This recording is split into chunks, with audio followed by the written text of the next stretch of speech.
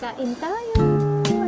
Alauna, alas 1:10 ng araw ng Martes, kasagsagan ng malakas na ulan. August 4. So, kakain tayo, guys. Ingat tayong lahat kasi may bagyo. May lalo-lalo yung mga nababawahang lugar. Katapos ko lang naglaba. Ayan, meron lang ibon na nakaabang sa akin. Yung vlog, ang ulam ko ngayon ay yung vlog ko. Abangan nyo na lang. Hindi ko pa na-edit. Ito, guys. Ito. Shell. Ito, shell. Paano ba ito kainin? Yung, ano bang tawag dito sa inyo, guys? Bigay lang ko sa, ang tawag dito sa inyo.